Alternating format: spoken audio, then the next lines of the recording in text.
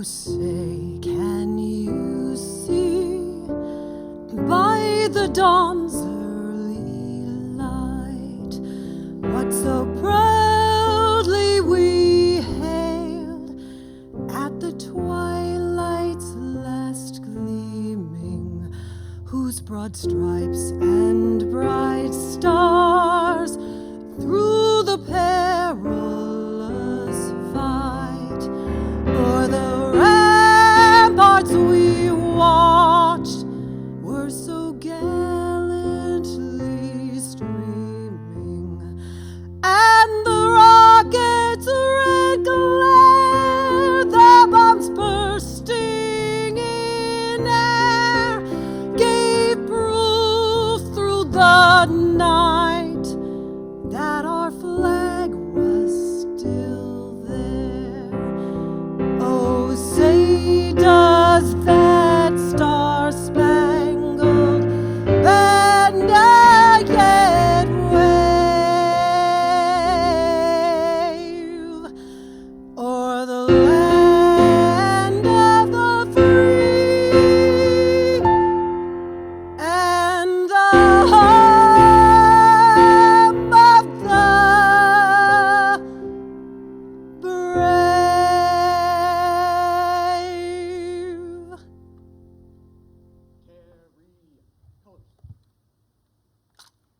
Ready, cut, mark, time, turn.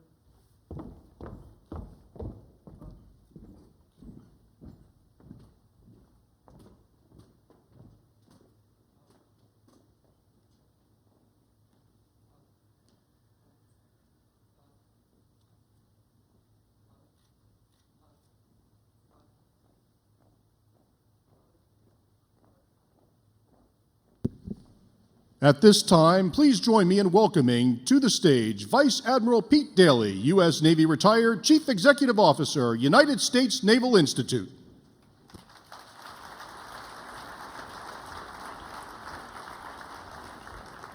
Good morning. I'd like to give our vocalist a hand because I think that was worth waiting for.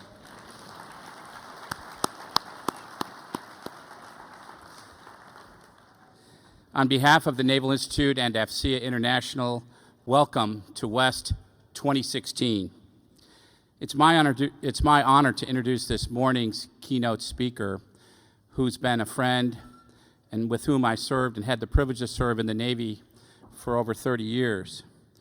Admiral James Stavridis became the 12th leader of the prestigious Fletcher School right after his retirement in 2013. He did so after 37 years of service to the Navy and to the nation. As a four-star, he led the NATO alliance in all operations from 2009 to 2013 as the Supreme Allied Commander. Prior to that, he served as the Southern Command Commander with responsibility for all military operations in Latin America. A Fletcher PhD, a winner of the Gullion Prize in 1983 for Outstanding Student. He has published 6 books and over 100 articles, and his 2012 TED Talk has over 700,000 hits. His focus is on innovation, strategic communication and planning, and creating security through international, interagency, and public-private partnerships in this turbulent 21st century. We at the Naval Institute are very proud to count him as the chair of our board of directors. Let's give a very warm welcome to our keynote speaker, Admiral James Stavridis.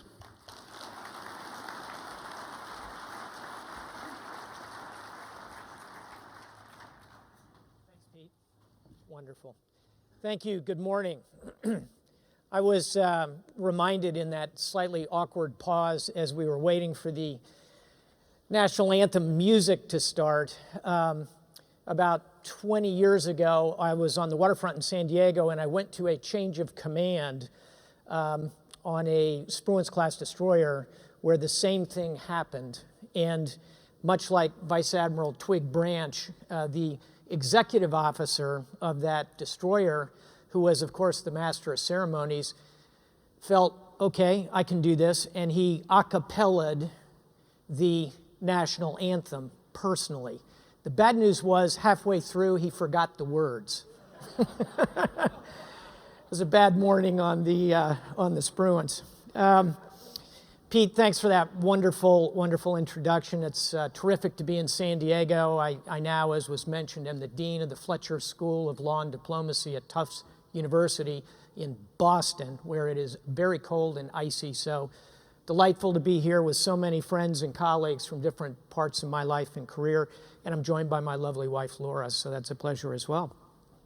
Normally, when people hear that introduction, you know, the Supreme Allied Commander and whatnot, they tend to say two things right away. First, they say, you know, I thought he would be taller than he appears to be. And the second thing they say is, well, you know, Stavridis, if you're really that cool, why were you not a naval aviator? You know, because obviously I was a surface officer. And the answer is, at one time, I desperately wanted to be a naval aviator. And I thought that could be part of my life. But unfortunately, I had a very traumatic experience when I was a young boy that made aviation very, very difficult for me. And I'm going to try to get this slide to advance. Okay.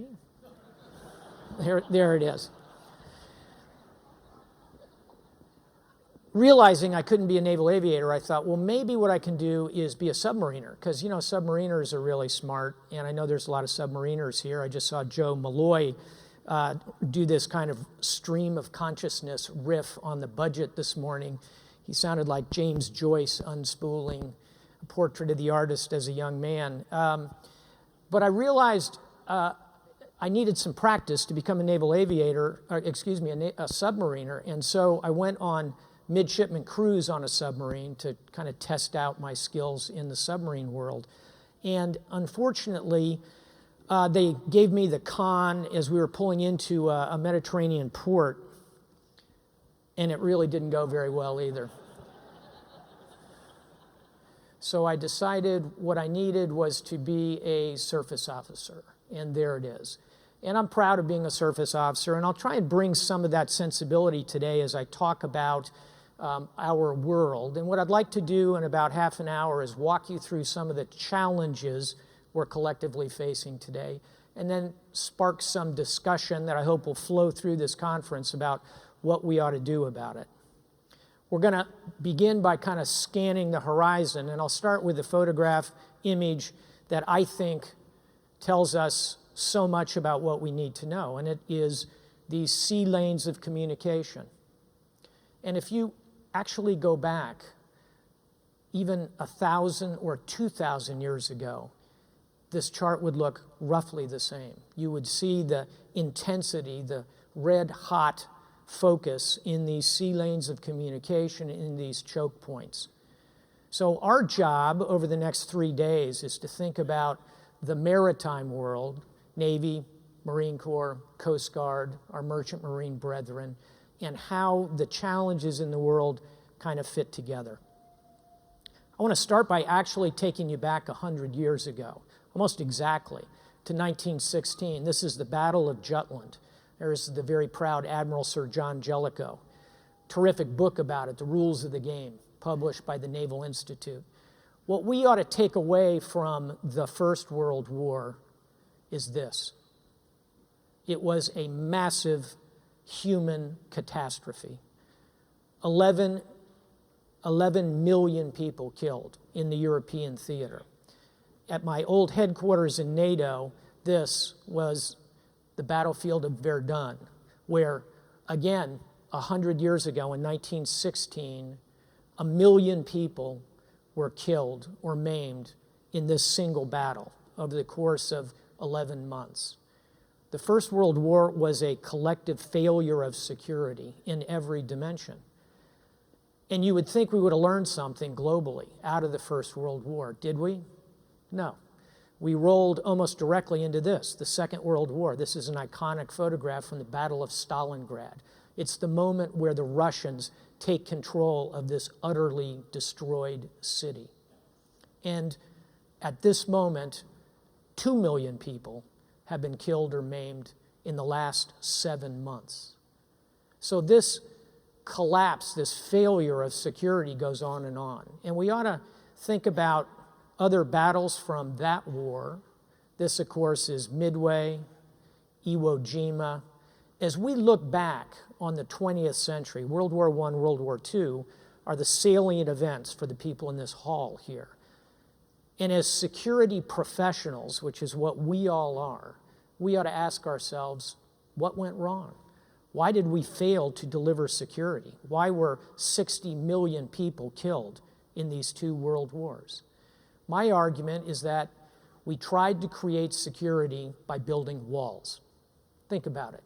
Maginot Line, Schlieffen Plan, Iron Curtain, Bamboo Curtain, most iconically, the Berlin Wall. The 20th century was about building security through building walls. Won't work. Will not work in the 21st century. In this world, we need to build bridges, connections, and think about how to move around walls, which I would argue navies, Marine Corps, Coast Guards can be very, very effective at doing. Where did I develop this theory? A lot of it came out of this terrible day. I would imagine a handful of people here shared that day with me in the Pentagon. This was my office, that little red circle. I was a newly selected 1-star in N81. And the irony of that moment has always struck me. Here I was behind every wall you can imagine. I was guarded by the 5 massive walls of the Pentagon, by the strongest military on earth, in the capital of the richest country on the planet. Was I safe behind all those walls? Obviously not. And as I kind of stumbled out that day onto that grassy area in the front of the photograph, tried to help in a small way, watched the real heroes of that day, the first responders, show up. It occurred to me that walls are not going to protect us in this turbulent 21st century. As we surveil the challenges, it's things like this. This is a Taliban justice court in Afghanistan. That's an oxymoron if there ever was one. And at this Taliban justice court, this is a video from it of a man shooting a woman in the back of the head 8 times with an AK-47. The voiceover says, "The court has rendered its judgment. She is guilty of adultery, and you must execute her because you are her husband." This is the kind of violent extremism, much of which comes from the radicalized sliver of Islam, that we think of as being somehow a long way away, right? This is Afghanistan, it's in Iraq, it's in Syria. How about Syria, where we see the Islamic State? This young man, 3 weeks ago, executed his mother in front of the post office in Raqqa, Syria. Her crime was trying to convince him to leave the Islamic State. So Afghanistan, Iraq, Syria, that's where we think of these kind of terrible things. But how about Europe? This is a small, peaceful European nation, Norway, population 5 million. 3 summers ago, this handsome young man, upper right, his name is Anders Breivik, he blows up the government house. This is like destroying the old executive office building, and kills 7. Then he takes high-powered rifles and goes to a small island off the coast of Oslo where he kills execution-style 70 young people. Now that's a tragedy for any nation. I'd invite you to consider that on a population-adjusted basis, this would be a day in which 3,000 young Americans were killed. And of course, right here in the United States, we have violent extremism, terrible, tragic shooting in Charleston. This kind of violent extremism, some of which comes from radicalized Islam and some of which comes from other issues, is very salient in our world today. And the worst of it, quite obviously, is the Islamic State. They're different because they raise money like a machine, and because they are experts at branding and marketing. 2 years ago, nobody in this room could have picked that black flag out of a lineup. Today, it is the most downloaded image on the World Wide Web. And we see the global reach of the Islamic State expanding. Before the holidays, we saw this Russian jet blow up as it takes off from Egypt. We saw the horrific attacks in Paris. Right alongside it, we saw a horrible market suicide bombing in Lebanon. And here in the United States, San Bernardino. And by the way, for those of you who follow cyber issues, today you see the story breaking of Apple refusing to crack the code on the cell phone of the terrorist shown here in this photograph. This is going to be a major debate in the world of cyber, and it emanates from the kind of activity that the Islamic State is bringing around the world, including most recently in Istanbul, where they blew up a group of tourists standing in front of the Blue Mosque. This began, the Islamic State piece began with the execution, decapitation of this young, brave American journalist. He was killed by Jihad Johnny. It was a string of violence that extended more recently to this young woman, 24 years old, a volunteer working in refugee camps. She's captured by the Islamic State. She is forced to become a sex slave to the leader of the Islamic State. Her name is Kyla Mueller. This is the last letter she wrote to her mother before she died in captivity. And it's not just Kyla Mueller. The Islamic State, in fundraising, is deeply involved in human trafficking, particularly females. Here you see from the web price lists. That graph is the price list for a human female. On the left, that's age 1 to 9, $160. Next to it, age 10 to 20, $120, etc. This is real. This is not some kind of depraved film. So this group is fundamentally more dangerous than anything we've seen. And I am surprised that they have not as yet moved into the maritime world and gone after cruise ships, which I think are a logical and lucrative target for them. Anybody remember this from the 1980s? This was Leon Klinghoffer, an American who was executed on a cruise liner by the Palestinian Liberation Organization. And I'm a little surprised we haven't seen more of this. This, of course, is the USS Cole. I think over time we're going to see the Islamic State move into the maritime venue, and therefore we need to think about them in more depth. And worst of all, and I'll close on the Islamic State, is this. They have a plan. It is a well-developed plan to create a caliphate. Look at Spain. I don't think Spain is going to be called Andalus anytime soon. But when an organization raises money very effectively, brands itself perfectly, conducts hyper-violent theatrical performances that grab the attention of the world, and has a plan, that's a very bad combination. So they are an iconic form of this transnational threat that we face today. We also ought to worry about some nations that live outside the norms of international law. One is Iran. Now, we are at a relatively hopeful place in terms of this diplomatic agreement to secure 10 years, we hope, of holiday from their pursuit of nuclear weapons. Whether that agreement pays out or not, I'm skeptical, but I'm willing to wait and see how it comes out.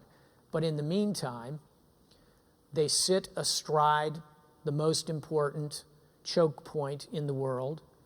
They are constantly working the diplomatic angles very effectively, and they see themselves in every sense as an imperial power. And as Iran comes off of sanctions and receives tens of billions of dollars, plus even more new business, they will think of themselves as these flags would indicate, as an empire. This is the Persian Empire from 2,000 years ago, when the Persian Empire dominated 80% of the population of the world. These are the battle flags of Cyrus the Great and Xerxes the Magnificent. And they're crafty and innovative.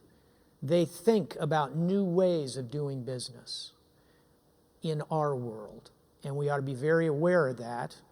And very recently, we had this heart-sickening moment watching our American sailors on their knees in front of Iranian mariners.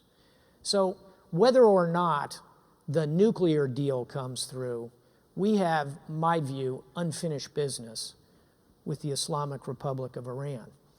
And others do as well, including our strong Sunni allies in this region, led by Saudi Arabia, who will face Iran in a geopolitical context as well as a religious conflict between Sunnis, Sunni bloc led by Saudi, and a Shia bloc led by Iran.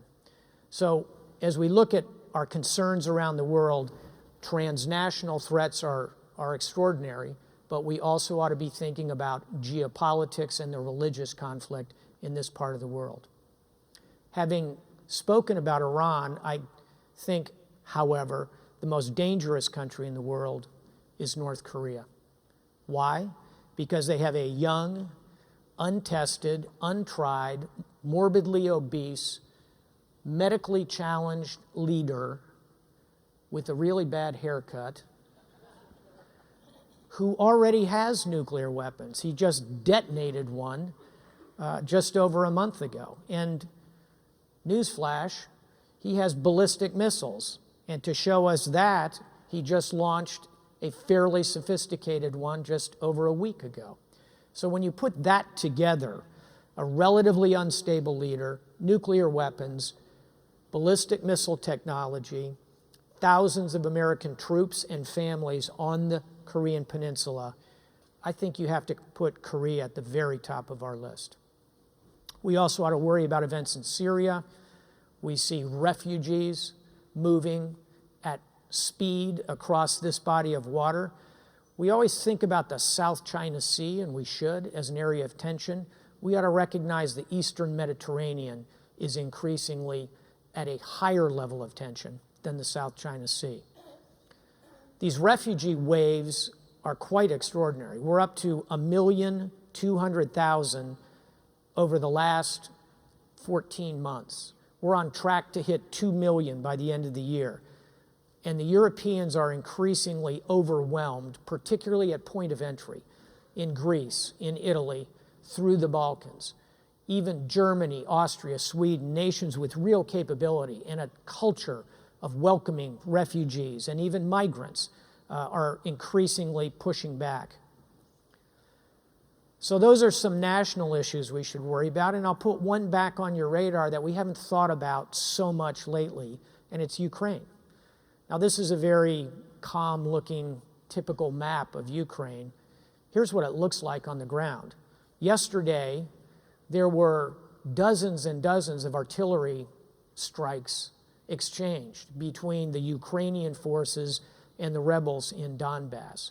And our challenge is that we have been unable to conquer the strategic terrain in Ukraine, and it's not on that map. The strategic terrain is right there.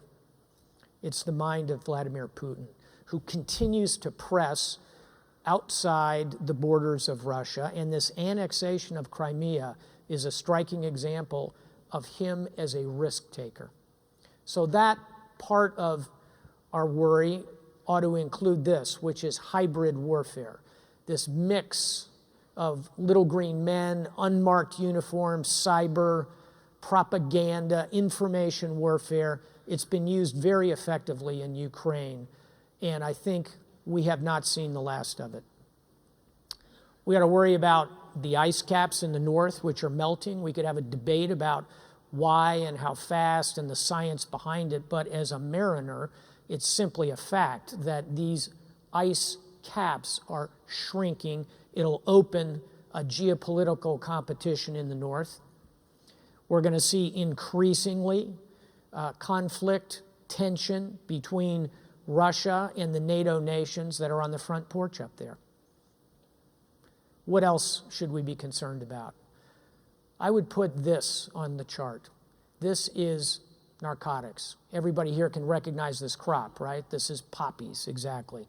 Makes heroin, opium, moves across from Afghanistan through the Balkans into Europe, here to the United States, to New England, where we have a significant heroin epidemic. 90% of the world's heroin comes from Afghanistan, by the way. And I want to just kind of park the moral question to the side about whether people ought to use drugs or not, personal choice or not, legalization. Those are vibrant debates we should have.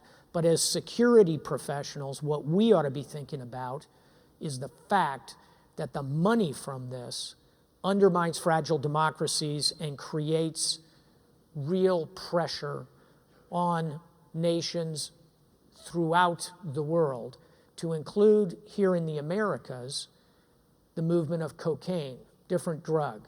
This is actually a pretty hopeful picture. This is a Coast Guard detachment operating from a Navy ship that is busting a drug runner. The bad news is the drug runner is the one on the bottom. It's the high-tech, semi-submersible, looks like Batman's submarine. When we caught it, and there, of course, is a Navy destroyer just out of the picture. When we caught it, it had 10 tons of cocaine in it. Street value, $150 million. So here are the numbers. That's 10 tons of cocaine. To buy it in Colombia is $1 million. To build this craft is $1 million. To do the bribes and the logistics is $1 million. That's $3 million in. Street value, $150 million out. A lot of business people here in the audience. That's margin. That's profit. If you went to business school, that's EBITDA. And where does that money go? It is used to finance violent extremism and to move more product, undermining all of our societies. We also ought to worry a bit about pirates. That has been diminished over the last couple of years due to the work of a lot of fleets and a lot of mariners in the civilian side.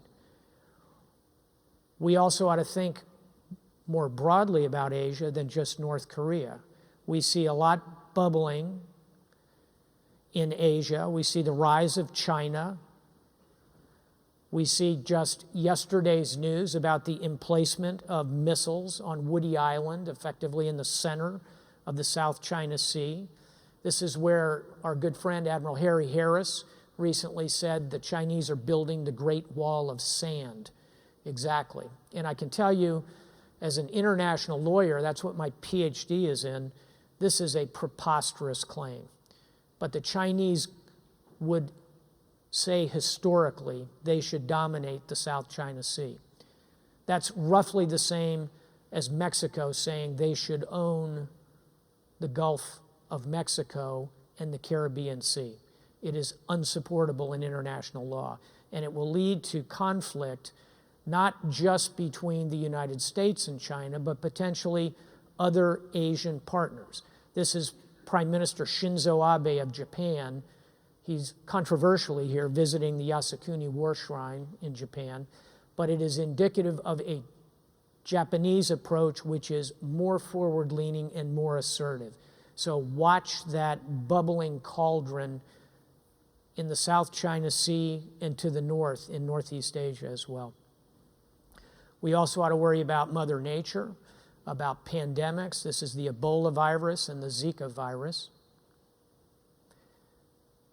But having said all that and walked you through those challenges, people would ask me when I was the NATO commander, what keeps you awake at night? Is it Afghanistan, Syria, Libya, the Balkans, piracy? Nope. This is what kept me awake at night and where I spend more of my own personal time thinking and writing and speaking today, and it's cyber. These are the flags of Ukraine, Estonia, Latvia, Lithuania, and the Republic of Georgia. What do they have in common? all have undergone a cyber attack in the last 6 years. Georgia will go down in military history as the first nation to be subject to a kinetic attack, bombs, rockets, missiles, and a cyber attack at the same time. We're going to see more of it, and this is our most vulnerable point, is our electric grid. Why? Because it's a patchwork. It's not sophisticated in any sense. If you think about it, think about two great inventors. Alexander Graham Bell, he invented the telephone. If he came back and he looked at that supercomputer you're carrying in your pocket, your iPhone, he couldn't comprehend it. He couldn't understand the technology of it. Thomas Alva Edison harnessed electricity, right? If you brought him back today and showed him the electric grid, he'd say, I can do that. Let me kind of help you get that organized. We have not made the technological progress, and therefore our electric grid is extremely vulnerable as we go forward. Our financial institutions are vulnerable. JP Morgan Chase, 2 summers ago, 87 million accounts accessed. We'll see more of this kind of transnational, opportunistic attack. This was North Korea, that's their flag, attacking Sony Pictures, an American filmmaking corporation, because of this movie, The Interview. This is actually a terrible movie. I don't know if anyone actually watched the whole movie. It's about the young leader in North Korea, and it mocks him, and therefore the North Koreans attack Sony Pictures. $300 million worth of damage to Sony. This is a significant part of state-on-state force today. And lastly, in the world of cyber, it gets personal.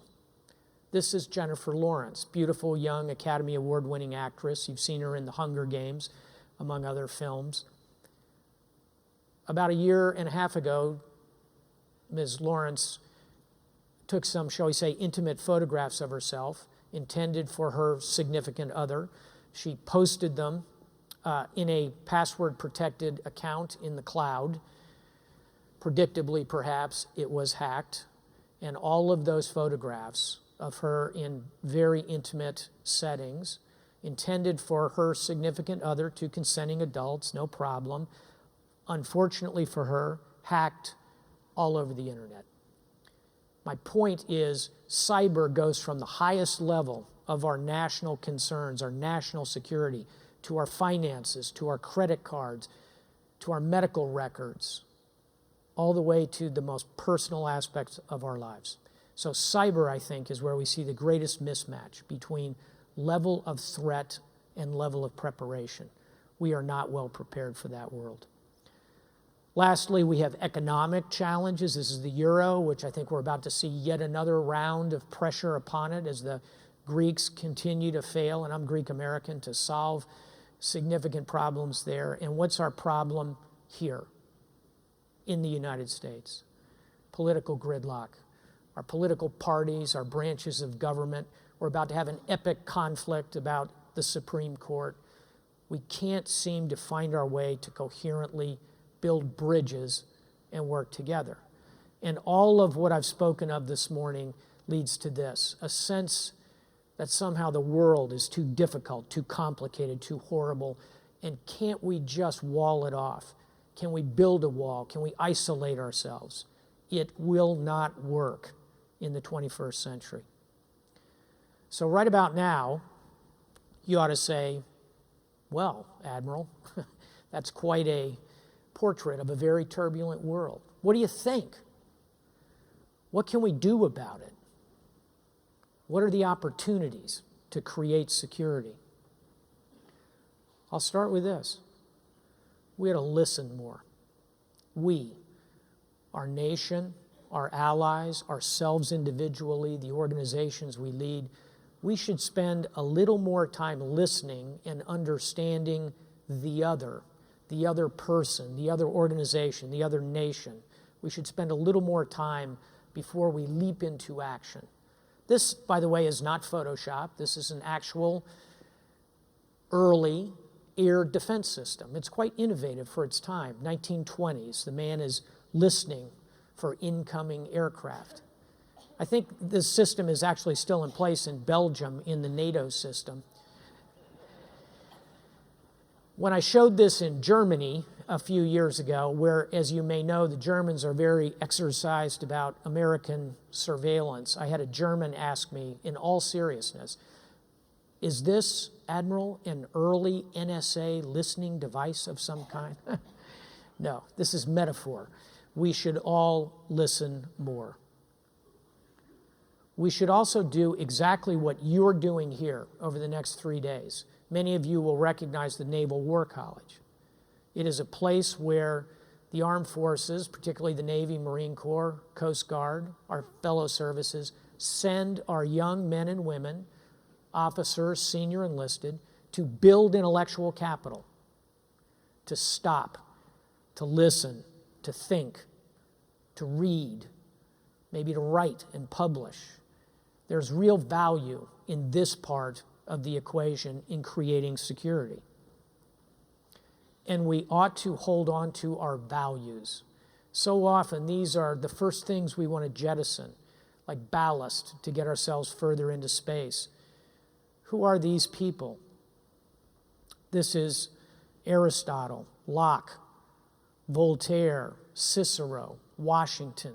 These values, liberty, democracy, freedom of speech, freedom of education, freedom of assembly, gender equality, racial equality, we execute them imperfectly, but they're the right values, and they have to be part of how we create security.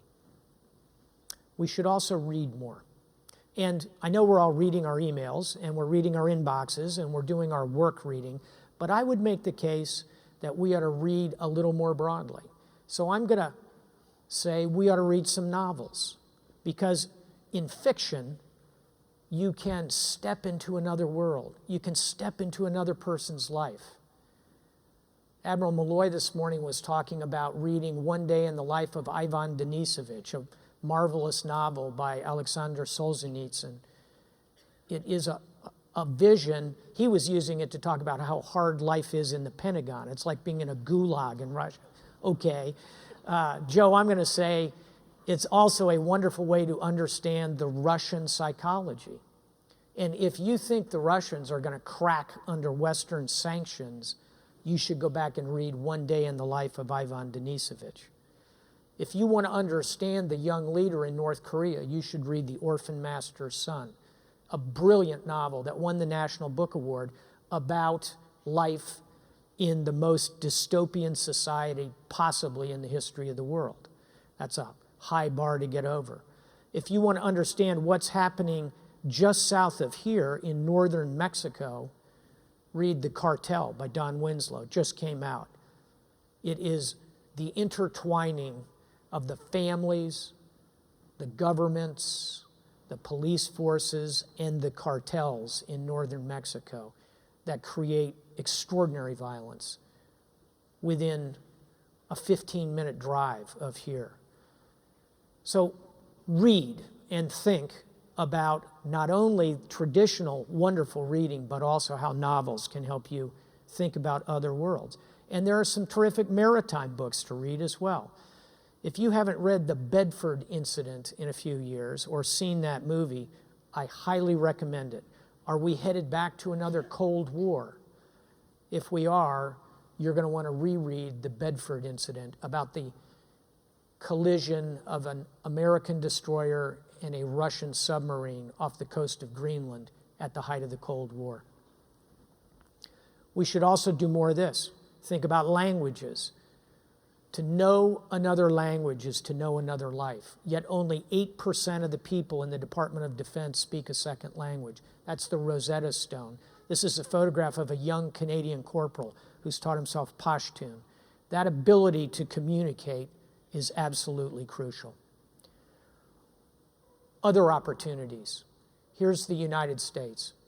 I would argue our nation remains an extraordinary opportunity. Now, I'm not a triumphalist. I don't believe the United States should be the world's policeman. but we bring great resources to the table. Look at this photograph, upper left. That's the G20. Those are the heads of the 20 largest economies in the world. Regardless of how you feel about our current president or the previous president or our next president, look at that photograph. When the President of the United States speaks, other nations turn and listen. That's real political capital if you choose to exercise it. Upper right, our economy, not perfect. We have debt overhang. We have problems with deficits annually. We have difficulties with our national debt, obviously. But I'd take our hand of cards over any other large economy in the world. Bottom right, I don't need to tell this audience how profoundly capable the armed forces are of this nation. And bottom left, we are still a young nation. Our demographics work in our favor, and immigration strengthens us. And what's that in the center? That's a fracking tower, folks. Now, we still have to work our way through some aspects of fracking, and the market, as oil prices go down, more complicated. But over time, if we solve the environmental piece, I am convinced the United States is on a trajectory for a period of energy independence because of this. So when you take all that together, it's a very rich basket. So the question is, who are our allies? Who should we be working with? Everybody here will immediately say NATO, Japan, Australia, New Zealand. We know who our allies are, right? I would argue we ought to think more about this nation, about India. India is, in my view, going to be the most determinative rising power of the 21st century, not China. China will be important, obviously, but over time, India, which will be a larger nation than China in population in about 15 to 20 years, has English as a backbone, has strong connectivity to Western economies, and above all is a democracy, which is the safety valve that allows you to peacefully change governments. India will be a very important partner for the United States, and perhaps someday in this century, an ally of the United States. NATO matters, 28 nations, 52% of the world's GDP, richest alliance in history. And it is an alliance. An attack on one is regarded as an attack on all. But it's not just alliances that matter. It is also coalitions. This is the Counter-Piracy Coalition, which has done extraordinary work off the coast of East Africa. This is a French Special Forces detachment capturing pirates. They've landed from an Italian helicopter, refueled from a Danish frigate, with overhead information provided by the United States in our surveillance systems, in cooperation with the Russian Federation, with the government of India. This coalition is a good example of building bridges to create security, just like alliances do. Do we still need a traditional military? Absolutely. Do we need these kind of important high-tech systems? We do. I would argue, however, that there are real values on the maritime side that this 21st century and all that I've talked about will imply. Why? Because maritime forces, particularly when supported by our Coast Guard and our Marine Corps, taken together, we go around walls. That's who we are and what we do. So I think there will be a premium on maritime, air, and Marine Corps light ground type systems. And I think also we don't have enough. This is the chart that Admiral Daly sends me every couple of days when it comes out. It's where's the fleet? Where are the carriers? Where are the ARGs? We are going to face this challenge of numbers going forward in this very turbulent world. But I'll give you three other things that are going to change. Now this, by the way, is another really bad movie. It's a terrific novel. If you have never read the novel Ender's Game, read it. What is this about? It's a cyber war. It's about very young, heroic men and women who defend their nation in the cybersphere. I think it's time to start thinking seriously about a cyber force. We have an Army, a Navy, a Marine Corps, an Air Force, Coast Guard, terrific. 100 years ago, by the way, did we have an Air Force? No. Why not? Because we didn't have airplanes, basically. We didn't fly them for significant military purpose. Today, of course, we have an Air Force. I think we'll look back in 50 years, maybe in 20 years, we'll look back and say, what were we thinking in 2016 that we didn't have a cyber force? Because this will be a venue of real conflict going forward. So I think our armed forces will have much more of a cyber component, more of an unmanned component for all the reasons that I don't need to unpackage for an audience like this, and special forces. Cyber, unmanned special forces. That is a powerful triad. We talk a lot about the nuclear triad. We're in the process of funding the vital leg of it, in my view, the most vital leg, the Ohio class. But this is the triad that we will use, hopefully, much, much more than we will use the strategic triad. Cyber, unmanned, special forces. This, by the way, is Michael Murphy, who is the subject of a very good movie, Lone Survivor, which many of you will have seen. This is the real Michael Murphy. He died in Afghanistan in 2008, where he won the Medal of Honor. Today, his spirit sails proudly as that Arleigh Burke destroyer. We will also see shipping lanes become increasingly important as energy flows in different ways. These are LNG tankers. Those are the flags of the Baltic states. And we will also, as I wrap up here, need to think about soft power as well as the hard power I've just described. We need to think about things like our hospital ships. This is Comfort doing a cruise. Those are the flags of Latin America and the Caribbean. I was proud to sail that ship a couple of times as the Southcom commander. And when a ship like this pulls into port and does 400,000 patient treatments over a 6-month cruise, that creates real security for us, as well as the kind of combat capability we talked about earlier. And I'll give you another example of that soft power. This is literacy training in Afghanistan. These are Afghan police and soldiers who are learning to read. Their demographic never learned to read because the Taliban withheld education from them. We're teaching them to read. We've taught 800,000 young Afghans to read and write. This is a bridge, and the most important bridge I can think of, the bridge to civilization. We also ought to think about this, the role of women, and how we can further integrate them into our societies, obviously, but also into our armed forces. This is untapped potential and capability, and it's part of building bridges as well. Now you're looking at that thinking, why is there a picture of Hugh Jackman here? And the answer is because my wife says every good presentation has a picture of Hugh Jackman in it somewhere. There he is.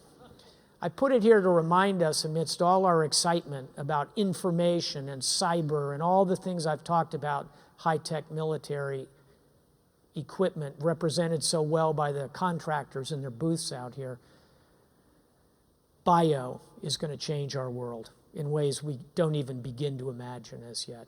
We are just now obtaining the ability to edit the human genome through tools like CRISPR.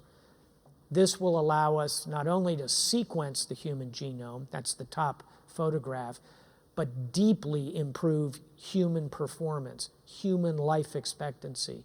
This is not science fiction. Cover of Time magazine, this baby could live to be 142 years old. That's not Isaac Asimov's novels. This is real science beginning to break through those glass ceilings. Bio will change almost everything in our lives over the next 20 or 30 years. And then I'll conclude with this one. What are these? Now you're looking at that thinking, okay, retired SWO.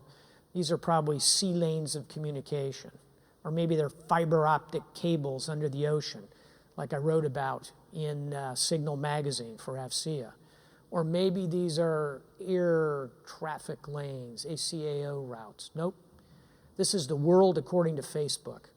The brighter the white, the higher the concentration of Facebook users. 1.5 billion people are on Facebook today. It is the biggest bridge ever built. It's connecting a population greater than the largest nation on earth, China, 1.2.5 billion, 1.5 billion on Facebook. Why is this important? Because of two things. One is the bad news. This is also a photograph of the command and control network of the Islamic State. They are recruiting, proselytizing, moving recruits, and conducting operations on the social networks. That's the bad news. The good news is this is where we have the opportunity to move our messages, democracy, liberty, freedom, all the things we value. We must get into this world, and we must do a better job of it. That is the bridge, and maybe the most important bridge we can build for our security. So I'll wrap up now. You knew with a surface warfare officer you would not get out of this hall alive without looking at a picture of a Tomahawk missile launching from an Aegis cruiser. There it is. I put this here because I've spent a lot of time this morning talking about what might be called soft power, right? Reading, listening, literacy training, hospital ships, role of women, our values. That's all soft power. I would not want anyone to leave here today with the slightest shred of doubt about my view that we need hard power. Soft power without the ability to apply hard power is no power. You need both. You need this, a rheostat. Because there are times when you need hard power, like we do today against psychopathic thugs like the Islamic State. But the long game is on the soft power side. It is the education. It's building a global economy. It's moving our value systems. It's teaching people to read. That's what creates security in the long game. Taken together, soft power and hard power, that's smart power. And I think that's the most profound approach we can take to create security. So last slide. Wikipedia. This is the symbol of Wikipedia. It's the largest body of knowledge ever assembled. It is greater than the library, the ancient library of Alexandria, greater than the Library of Congress, bigger than Harvard's Widener Library, vastly enormous. Every day, tens of thousands of people input to it, and every day millions of people draw that knowledge out. It is the perfect symbol of the fact that no one of us is as smart as all of us thinking together. No one person, no one organization, no one nation, no one alliance, no one of us is as good as all of us working and thinking together. The vision statement of Wikipedia, upon which I will close this small talk, is quite simple. The vision statement is a world in which every human being can freely share in the sum of all knowledge. A world in which every human being can freely share in the sum of all knowledge. My thesis for us is that by collaboration, by building bridges, by smart power, hard and soft together, by all of those things, we can create the sum of all security in the 21st century. Thank you very much. A pleasure to be with you. Thank you.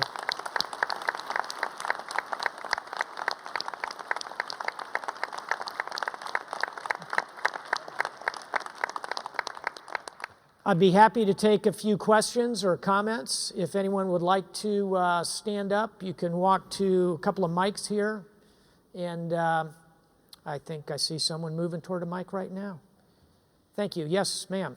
Hope Sec with military.com. Thanks. I was just hoping you could expand on what our vulnerabilities are with regards to cruisers. If, as you're saying, we're expecting to see the Islamic State break into the maritime domain, what should we be doing? Where are we vulnerable?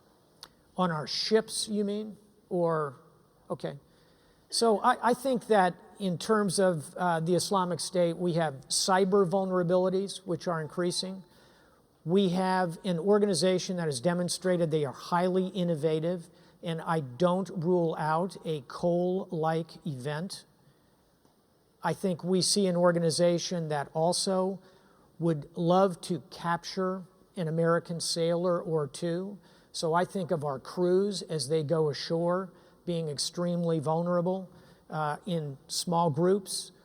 And fourthly, I think that the Islamic State would love the symbolic aspect of going after a ship at sea. And it's counterintuitive, but a ship, in my view, is at its most vulnerable not when it's alongside a pier and not when it's on the open ocean, but it is as it is getting underway and going out to sea. I think that, if I were an Islamic State planner, that's the phase I would be looking at. Thanks. Yes, sir. Admiral, good morning. Thank you for your comments. Sure. I'm Michael Baker from Walnut Creek, California. I've heard an awful lot of talks and speeches and debates in the last couple of months. Great. Having heard you today, I would like to encourage you to run for public office and help get this thing moving forward. Thank you. Thank you. I think most of the jobs I'd be interested in have a height requirement, but I'll certainly give it some serious thought. Well, they have a smarts requirement, and you more than meet it. Thank you. Thank you, sir. Admiral Mark Morris with the Talmadge Group. This week in Forsyth County, Georgia, at South Forsyth High School, there will be a debate going on, which my daughter Natalie will be leading. Wonderful. And it is in the role of women working in special operations forces in those arenas. And I was just curious, if you were there this week, what would you offer as a commander in terms of opinions or thoughts on that Sure. subject? 20 years ago, I was the captain of USS Barry, and we were the first warship, combatant, I should say, destroyer, to bring women into the crew. And we spent a year getting ready for that, you know, my all-male crew. And we did workshops, and I walked around and talked to every work center in the ship, and we spent a lot of time thinking about the role of women. And then we did a change out where 15% of the crew left and in came 15% new. In fact, I just saw one of the junior officers who was on that ship, retired Commander Julie Rosati. And I'll tell you this, within 3 weeks after the women got aboard, we all shrugged our shoulders and said, what was that all about? What was the big deal? And I think in special forces, at the end of the day, if women can meet the standards, just like they met the standards on the Barry, if they can meet the far higher standards of special operations, I think they should be part of that community. And I don't think that's a particularly complicated set of decisions. Thanks. Yes, sir. Sir, good morning. Jeff Spites with Raytheon. Hi, Jeff. Thank you for your time, and I appreciate your remarks. I'm interested in what is it like when you give that presentation to the kids at Tufts? How do they respond? How do they challenge you? Is there more skepticism, or is there more a common denominator level of thought as perhaps we have in this auditorium? Thank you. Thank you. I think the students that I'm blessed to have at the Fletcher School are average age 28, half men, half women, half U.S., half international. So I have 80 countries represented at the Fletcher School on a daily basis. So do they push back? You bet. When I've got an audience with 3 Russians and 11 Chinese and 4 Pakistanis, they push back in a big way on the role of the United States. They see us as too big, too muscular, too engaged. On the other hand, our European allies, because I have Germans and Italians and French and Estonians and Latvians, they push back because we're not sufficiently engaged in their view. We're not on the edge and pushing forward. Our students from the Arab world say, you, the United States, your 2 invasions have been the source of a great deal of the discontent. My American students will engage them and argue with them. I find that that spectrum of internationalism is one of the reasons I love my current job. The point is that we have to spend a lot of time in dialogue and discussion, and as we talked about in this presentation, putting yourself in the place of the other. And all of these are hard, complicated issues. But the more we listen, put ourselves in the shoes of the other, think about what we want to do, articulate it, the better the chance of success. Thanks for asking that. We have time for one more, and it's going to go to the Marine right here. Thank you, Admiral. Sergeant Edon from the Marine Corps Information Operations Center. Hi. I see as we move into this third offset, we have a very good capability to develop capabilities, but we don't have the human domain concept behind it. With our first offset, we had our nuclear deterrence and building that up, but we really had game theory to prevent us from killing each other. And then with our second offset, we had precision-guided weapons, Right. but then we had network-centric warfare to execute it. With this new capability, this phase 3 capability, really, we're not backing that up with some sort of concept that shows our adversaries that we're willing to deter them or compel them from doing their actions. Our adversaries focus most of their efforts in phase 0, changing the facts on the ground in the South China Sea, changing the facts on the ground in the Ukraine. That's a great summary. Yes, sir. What's the question? I think the solution is to go back to Frank Wisner's, mighty Wurlitzer. We have to be willing to believe that we can change and influence everyone, and that we don't need to just accept the allies that we have and accept the adversaries that we have, that we can develop this world system to the direction that we need to go. And but I don't believe we have the political I got will. it. And the question is? Do we have the political will to start shaping the environment? Yes. First of all, I'm always happy to see Marines in the audience and everywhere because I grew up in the Marine Corps. I went to Quantico High School. My dad was a Marine colonel. So thanks for a great question and a wonderful disquisition on the flow of the offset world. I would say what we need to think about is the fourth offset. And I hate the term, the second, the first. It's sort of impenetrable dialogue. But what I mean by that is the human terrain and the bio-terrain that I've talked about here.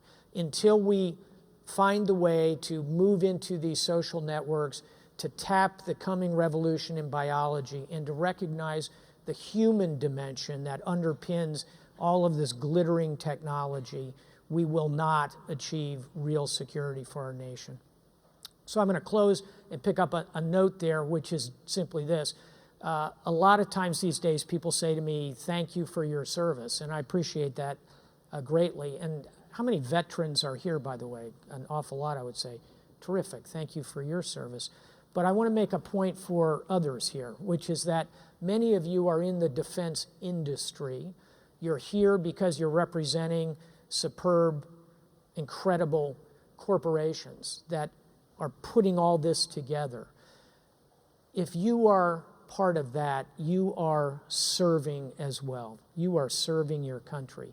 You are part of the defense of this country. And events like this that bring together active duty, veterans, and our defense industry are events of service. And I'm proud to be here with every one of you. Thank you for your service. Thank you. Thank you. Thank you very much. Thank you. One quick present. Oh, sure. Thank you. Admiral Stavridis, thank you very much for your thoughtful and thought-provoking remarks. And we've got a Naval Institute press book, Toward a New Maritime Strategy by Peter Haynes with an AFCEA bookmark. And we thank you very much. Thanks, Pete. Thank you. Thank you very much. All right. Thanks, everybody.